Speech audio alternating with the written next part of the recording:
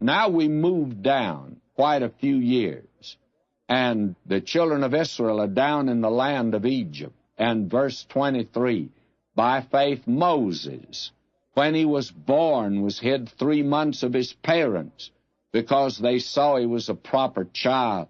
They were not afraid of the king's commandment. So that Moses had godly parents who were willing to take a real stand, by the way. And therefore, this boy Moses begins faith to be born, by the way. And then we read in verse 24, by faith Moses. Now you see the work of faith. When he was come to years, he refused to be called the son of Pharaoh's daughter. You see, he was brought up in the palace of Pharaoh, and he would have been the next Pharaoh. And so you have faith to choose the right here, and he did that. Verse 25, choosing rather to suffer affliction with the people of God than to enjoy the pleasures of sin for a season, esteeming the reproach of Christ greater riches than the treasures in Egypt, for he had respect unto the recompense of the reward. And somebody else besides Abraham saw Christ's day and rejoiced. That was Moses. Now verse 27, will you notice this? By faith he forsook Egypt, not fearing the wrath of the king, for he endured as seeing him who was invisible.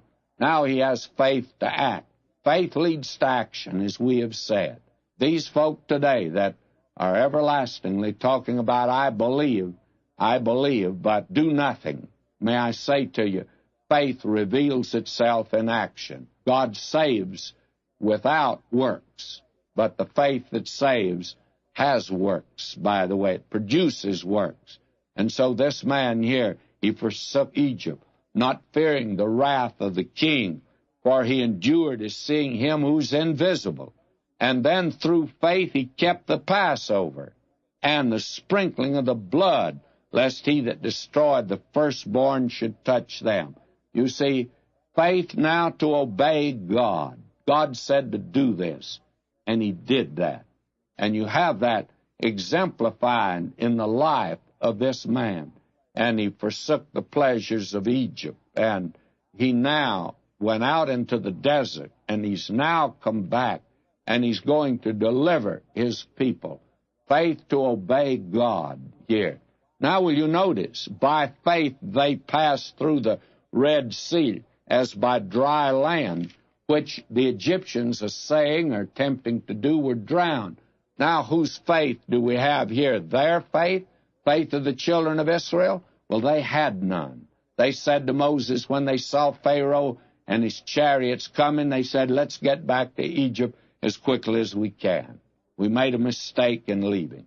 It was Moses' faith who went down to the water's edge, smote it with that wand, and it was by his faith that the waters opened up, and they marched over to the other side. And then they sang the song of Moses in the land. They were identified with Moses, but let's understand it was Moses' faith.